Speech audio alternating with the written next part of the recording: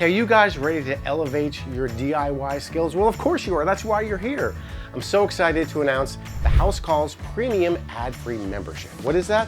Well, you get a bunch of great stuff. You get exclusive member-only content.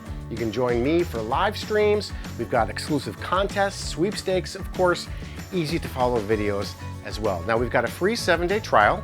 Just go to members.housecallsdiy.com.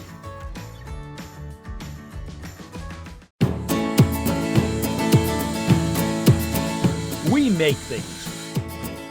We use our hands, minds, and machines to build, to fix, to improve. We're known as do-it-yourselfers, home improvement fans, fix-it fanatics, inventors. At our core, though, we're all makers. So let's jump in and make something. Hi, I'm Ron Hazelton. Welcome to the show. Today we'll install an etched glass laundry room door. It's very good looking, and along the way we'll cover the basics of installing an interior door. Speaking of doors, I'll also demonstrate how to put in a lightweight, high-density polyethylene basement bulkhead door, complete with gas spring lift assist. Finally, some useful tips for getting the most out of your sandpaper.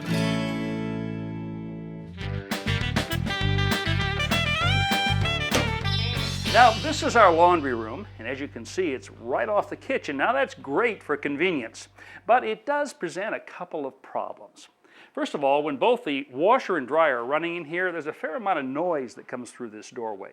And sometimes the room is not as neat as it looks right now, and I'd kind of like to block the view. But on the other hand, I don't want to put a solid door in here. I'm thinking about something that instead would allow a little bit of light to come through. The other day, I was on the internet sort of poking around. On the Simpson Door website, I actually found a laundry room door inspired by a traditional European design. I liked it, so I ordered it. The day before it's due to arrive, I begin preparing the opening. Using a utility knife, I cut through the caulk and paint around the door casing. This will help prevent damage to the face of the wallboard when the trim is pulled away. I also cut along the miter joints at the corners. Next, I drive a wide putty knife between the back of the casing and the wall. Then, with a few taps of the hammer, drive in a spoon-shaped pry bar behind the trim.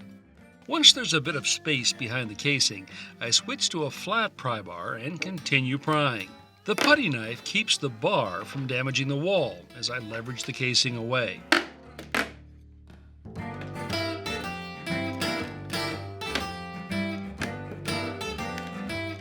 The putty knife can also be used to keep the prying tool from denting or crushing the jamb.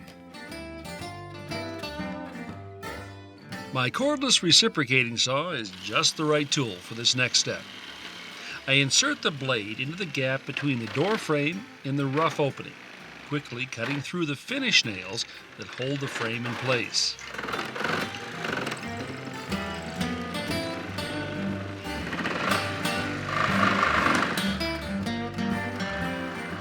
Now, with all the nails cut, I can just push the door frame out of the opening. With the prep work done, I pick up the new door and get ready to put it in.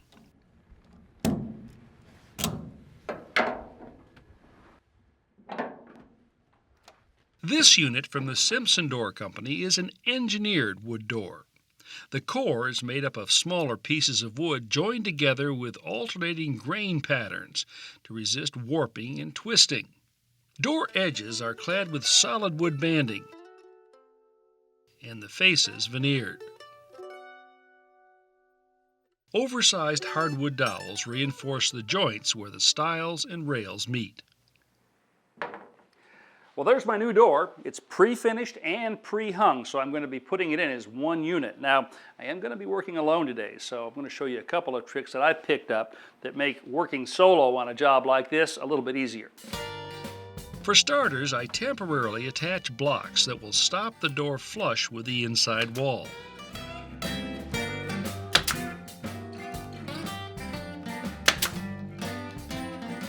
Then I pre-tack shims along one side. since the opening is slightly larger than the door frame.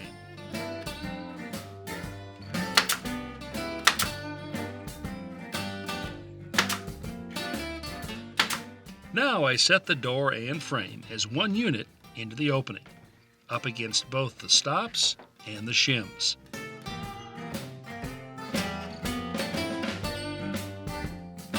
I check the jamb for plumb or vertical, slip in additional shims where I need them, and attach this side in place, making sure the nails pass through the shims and into the stud. With the hinge side secured, I close the door and check the margin or gap between the edge of the door and the frame.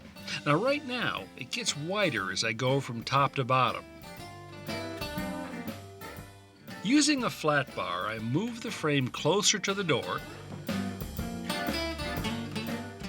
and then insert shims to hold the jamb where I want it.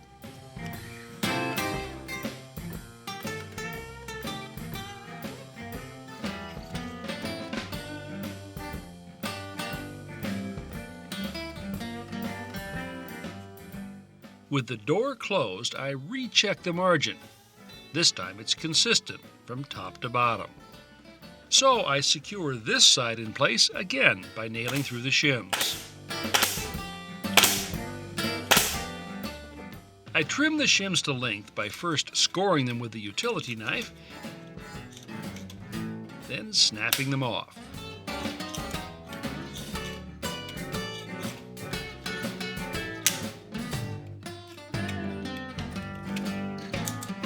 If the protruding portion is too short or thick, I cut off the excess using a small Japanese handsaw.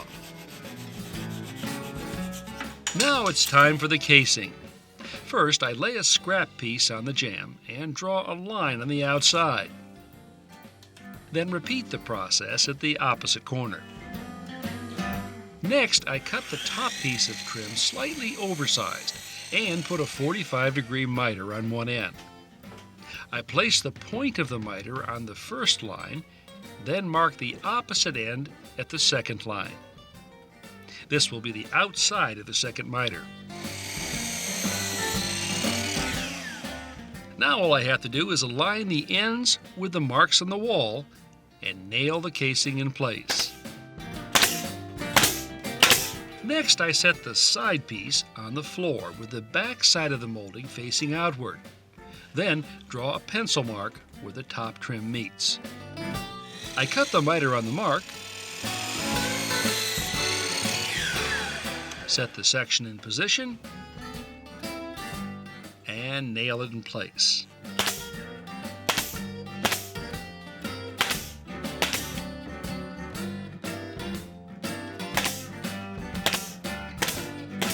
The procedure is the same for the opposite side. With a miter saw, it can be difficult to tell exactly where the blade will make contact. Sometimes I purposely cut long, then feed the stock slowly toward the cutting edge, nibbling my way right up to the line.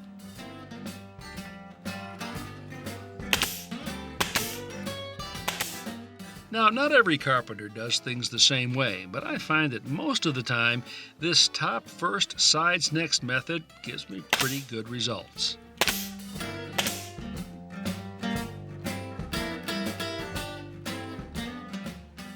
Now, one of the beauties of a pre-hung unit is that the door and frame are already bored and mortised for hardware.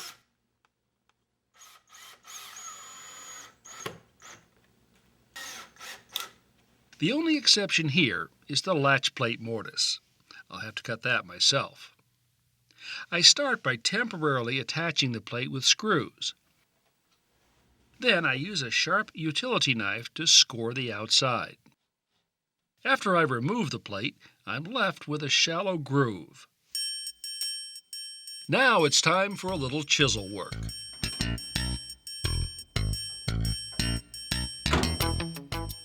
I pick a tool that's just about the same width as the mortise and set the tip into the score line left by the utility knife. First, I cut the outline,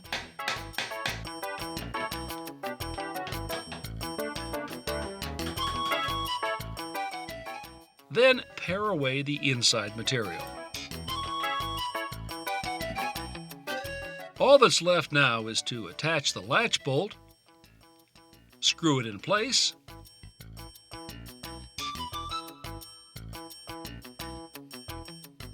insert the latch mechanism,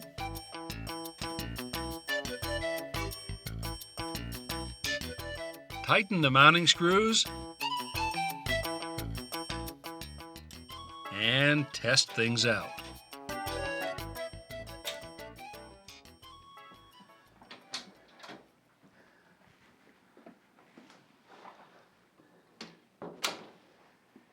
Now, let's see, what was that definition of a door I found on Wikipedia? It gives an impression of what lies beyond. It can separate a more formal area from a utility space, and it can act as a barrier to noise. You know, I guess I never really realized how much a door can do. Until now.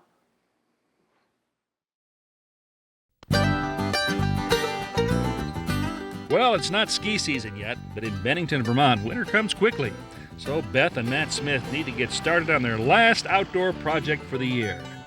Hi, Beth. How are you? Hello, Ron welcome. Hazelton, Nice Matt. to meet you. Pleasure Good morning, to meet Ron. you. Pleased to meet What you. a gorgeous house you've got here in the setting and the town. Thank you. It's Thank you very absolutely much. lovely. Could I ask you a really big favor? Sure. Could I get a cup of coffee before we start? Oh, please, come on in. Ah, thanks. I'm dying for coffee. Well, Ron, this is our project here. Oh, yeah. As yeah. you can see, it's rotting. It's in pretty bad shape, isn't it? Yeah. Let's close the doors. Definitely. Let me see the outside here. This is all made of wood. These are plywood doors, wood frame. You know, we could try to rebuild this, but it's so far gone. I really think what we should do is replace this with a steel door kit, which we can get at a home improvement center. You know, we can put this in an afternoon. We'll tear this one out and put the new one in. So let's go pick one of those up and do it that way. Okay, Okay. great. Sounds like a plan. The Smith's bulkhead door was obviously in trouble. The plywood was rotting or delaminating in many spots, and there was indication of insect damage. Okay. Removing the old doors proved to be no small task. The nuts holding the doors and the hinges had rusted. We used a combination of tools to release the bolts. You know, sometimes it's just a matter of improvising, using the tools that work the best for the job. Great. All Okay, set. the door's loose. All right, now Beth, Yeah. can you grab that end? Be very careful of these screws here, okay? Oh, yeah, okay. And I've got this end. Just lift her out. Okay. We'll go right over here. Last one. Okay. All right, it's free. Great. All right, now we want to save this flashing right here. I'm not sure that we need it, but it's giving you the watertight seal here. Okay. So let's try to take it out with doing as little damage as possible. This is a nail puller. It's got a couple of sharp points right here. And the way you use this is set those points just on the edge of the nail. Then we'll take a hammer and we're going to drive this underneath the nail.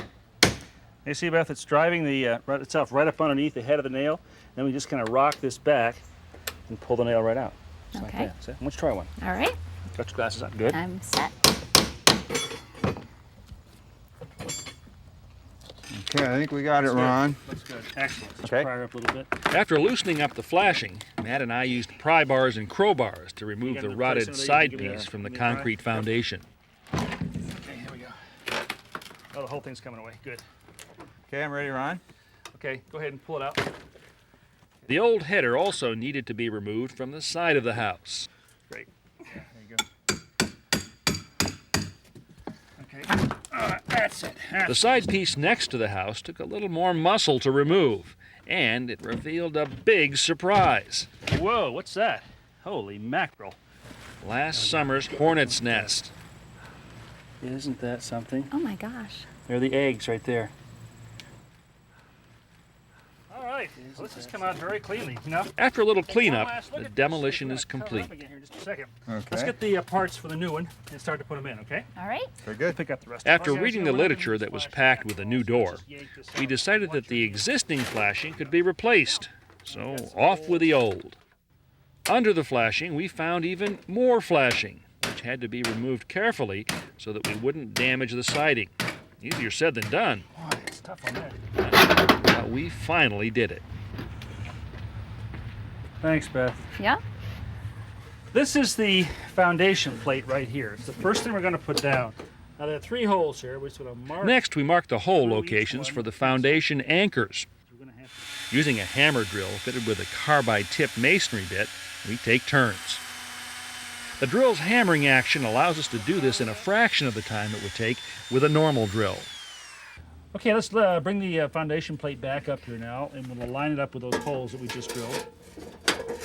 Now here's how we're going to attach this plate, the steel plate right here, to the concrete. This is a form of anchor used for masonry. There's a pin right here that we're going to drive in, and as we do that, this split right here is going to get wider. So in effect, this is going to jam itself inside the hole. So we'll go through both the steel and the into the concrete.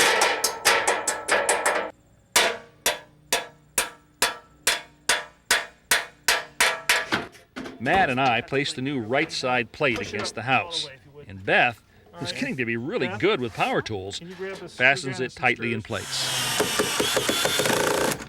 Okay, Matt, that piece of angle iron in there, just that should be up on the... Okay, yep. Okay, good, okay. And Beth, if you could hold this Right bottom there? right there, right. And I'm going to go back, and on the side over here, we've got holes drilled. Beth attaches the left side panel to the concrete foundation by using those same steel anchors that we used earlier. Excellent. Something like this. Just as we're putting the door frame into position, something tells me that it's time for a break. I hear ice cream coming. Ice cream man! Ice cream man! Go for it. I'm gonna have a choco taco. What do we play? Back to work? Sounds good. Sounds good. Let's go. Thank you. A little bit up. Up for you. Yep. Okay. Okay. And then okay, down. There we go. Perfect. Installing the doors on the frame before the frame is tightened will ensure that everything is square. All right, I'll have to lift this one up a little bit. Okay. Close this. Okay, drop yours. Good, excellent. All right, now guys, when we're setting this up, here are the three things we want to watch for. We want to make sure that the doors open freely, that they don't bind, and that this space or margin between the two doors is consistent from top to bottom. And also, this bar in here is flush with the foundation frame. So we're in good shape. Matt uses self-tapping screws to attach the door frame to the side panels, and Beth secures the new header to the house. Okay, good. Last piece of trim. Boy, remember what this looked like this morning? Oh, it was terrible. You compare it to this now. Unbelievable. So what have you guys got down here in the cellar? Well, we have some wine. You have wine down here, huh? Really? Yes. Is it red or white wine? It's red, but we don't know too much about it. You don't know. You know, one of the best ways, I think, to learn about wine is to go visit a winery.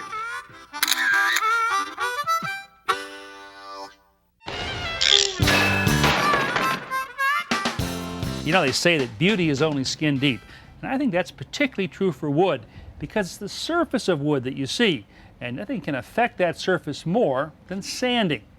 A hacksaw blade mounted to a piece of wood makes a great sandpaper cutter. Fold your sandpaper into thirds. Use this section first, then this one, and finally this one. Always sand with the grain. Sanding across the grain can leave bad scratches which will become really apparent when you stain. To view today's projects again and countless more, go to HouseCallsDIY.com. Step-by-step home improvement tips when you need them. I'm Brian Kelsey. Welcome to House Calls. Join us as we tackle some great home projects, as well as look back at favorites from Ron Hazelton on House Calls.